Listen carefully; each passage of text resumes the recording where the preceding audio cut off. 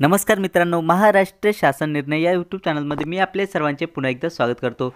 मित्रांनो, महाराष्ट्र शासन वित्त विभाग यातर्फे एक अत्यंत महत्त्वाचा जी.आर. हा निधी वितरित करण्यासाठीचा आलेला आहे। नेमकी जी.आर. शासन निर्णय हा काय आहे तो सर्वच आपण जाणूनच घेणार आहोत। पण तत्पूर्वी जर का तुम्ही चॅनलवर नवीन असाल तर नक्कीच आपल्या चॅनलला सबस्क्राइब करून घ्या, जेणेकरून नवीन व्हिडिओ तुमच्यापर्यंत पोहोचत राहतील। तर जराही वेळ न घालवता आपण व्हिडिओला सुरुवात करूयात। संपूर्ण अपडेट आपण जाणून घेऊयात। नियोजित वस्तू व सेवा कर कार्यालय भाईंदर या इमारतीसाठी प्राप्त झालेल्या भूखंडात संरक्षण भिंत बांधण्यासाठी येणाऱ्या एकूण 70,69,250 रुपये एवढ्या खर्चाच्या अंदाजपत्रकास प्रशासकीय मान्यता देण्याबाबत।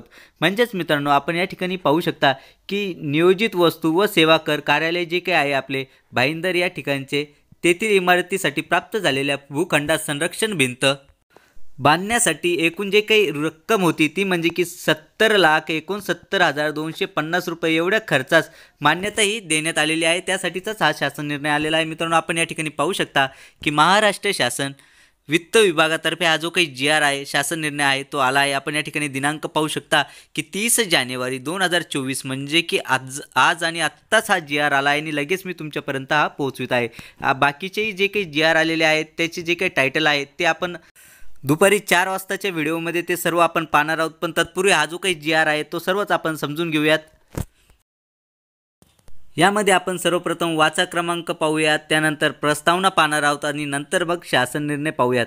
यामध्ये सर्वप्रथम वाचा राज्य उपायुक्त जनसंपर्क यांचे पत्र क्रमांक RASA जनसंपर्क आस्था 14 भाईंदर संरक्षण भिंत बांधकाम अंदाजपत्रक 2023-24 ब 1971 दिनांक 23/6/2023। यानंतरचा दुसरा संदर्भ जो काही आहे तो म्हणजे की वित्त विभाग शासन निर्णय क्रमांक VAPR 2013 प्रत क्रमांक 30/13 विनियमन भाग 2 दिनांक 20/9/2019 आहे। त्यानंतर तिसरा संदर्भ जो काय वाचा क्रमांक तो म्हणजे की सार्वजनिक बांधकाम विभाग शासन निर्णय क्रमांक संकीर्ण 2019 प्रत क्रमांक 10 IMA 2 दिनांक 25/9/2019 हा तिसरा जो काही होता तो वाचा क्रमांक होता।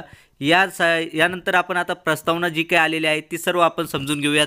प्रस्तावना नियोजित वस्तू व सेवा कर कार्यालय भाईंदर या इमारतीसाठी प्राप्त झालेल्या भूखंडास संरक्षण भिंत बांधणे या कामाकरिता रुपये 70,69,250 इतक्या खर्चाच्या अंदाजपत्रकास मुख्य अभियंता सार्वजनिक बांधकाम विभागास यांनी तांत्रिक मान्यता दिलेला प्रस्ताव राज्य सरकार आयुक्तालयाने संदर्भाधीन क्रमांक 1 च्या पत्रान्वये मान्यतेकरिता सादर केला आहे। सदर रुपये 70,69,250 इतक्या खर्चाच्या अंदाजपत्रकास प्रशासकीय मान्यता देण्याची बाब ही शासनाच्या विचाराधीन होती। मित्रांनो, ही फक्त प्रस्तावना होती, पण नेमकी शासन निर्णय काय दिला आहे, मान्यता दिली आहे की नाही ती आपण जाणून घेऊयात। शासन निर्णय वस्तू व सेवा कर भवन भाईंदर येथील कार्यालयासाठी उपलब्ध भूखंडात संरक्षण भिंत बांधण्यासाठी रुपये 70,69,250 रुपये इतक्या रकमेच्या खालील अंदाजपत्रकास प्रशासकीय मान्यता देण्यात येत आहे। म्हणजेच मित्रांनो, आपण या ठिकाणी पाहू शकता की वस्तू व सेवा कर भवन भाईंदर येथील जे काही कार्यालय आहे त्यातील उपलब्ध भूखंडात संरक्षण भिंत बांधण्यासाठी जी काही रक्कम होती एकूण अंदाजित ती म्हणजे की 70,69,250 रुपये इतक्या खर्चास मान्यता ही देण्यात आलेली आहे। त्यामधील जे काही कामाचे स्वरूप आहे, प्रत्येक कामासाठी किती रक्कम दिल्या जाणार आहे हे सर्व एक खालील तक्त्यामध्ये दिलेले आहे, तेही आपण पाहूयात। यामध्ये सर्वात प्रथम आहे वर्क प्रोटेक्शन। यासाठी जी काही रक्कम असणार आहे एकूण ती म्हणजे की 56,82,928 रुपये इतकी यासाठी खर्च केला जाणार आहे। त्यानंतर दुसऱ्या क्रमांकाला जे काय आहे ते म्हणजे की GST 18% जे काही असणार आहे GST एकूण ती म्हणजे की 10,22,927.4 रुपये एवढी ही असणार आहे मित्रांनो। त्यानंतर तिसऱ्या क्रमांकाला जे काय आहे कॉन्टिंजेन्सीस हे 4% यासाठी जे काही रक्कम असणार आहे ती म्हणजे की 2,27,317 रुपये यावर एवढा अंदाजित खर्च होणार आहे। त्यानंतर चौथ्या क्रमांकाला जे काय आहे ते म्हणजे की लेबर इन्शुरन्स 1% यासाठी जो काही खर्च असणार आहे तो म्हणजे की 56,829.25 पैसे एवढा हा असणार आहे। यानंतर पाचव्या क्रमांकाला जो काही आहे ते म्हणजे की टेस्ट चार्ज, त्यासाठी जो काही रक्कम आहे ती म्हणजे की 26,020 एवढी जी काही रक्कम आहे ती टेस्ट चार्ज यासाठी लागणार आहे। आणि यानंतर जो काही शेवटचा खर्च आहे तो म्हणजे की रॉयल्टी चार्जेस एक जे काही असणार आहे ते म्हणजे की 53,228.48 एवढे हे असणार आहे। आणि ही जी काही टोटल रक्कम जी काही होणार आहे ही सर्वच्या सर्व मिळून ती म्हणजे की 70,69,250 रुपये एवढी ही होणार आहे। चला तर याबद्दलच्या अटी व शर्यती काय असणार आहे, याबद्दलची आणखी माहिती काय असणार आहे ती सर्व आपण जाणून घेऊयात।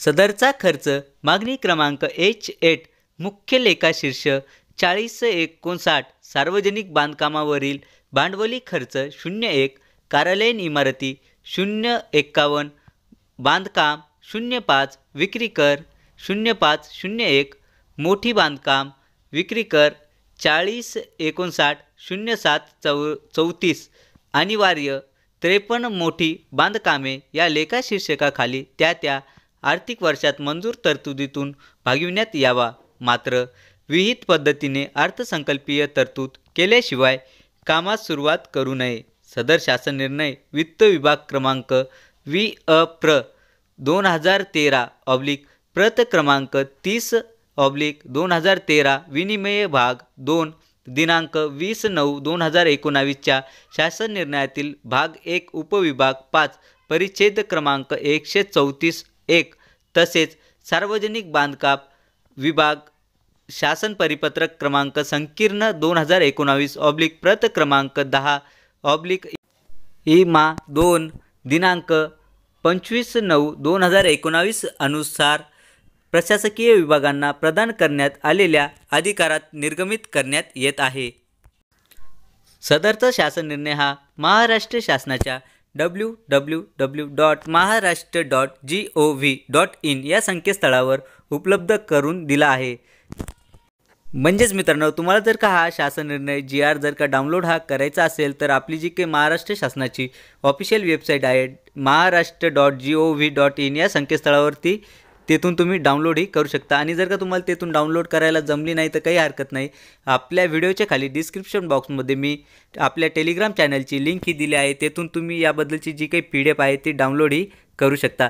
चला तर मित्रांनो, आशा करतो की तुम्हाला हा जो काही GR आहे, शासन निर्णय आहे, हा सर्व समजलाच असेल। आणि असेच जर का नवीन अपडेटेड GR जर का तुम्हाला हवे असतील तर नक्कीच आपल्या चॅनलला सबस्क्राईब करून घ्या, जेणेकरून नवीन व्हिडिओ तुमच्यापर्यंत पोहोचत राहतील।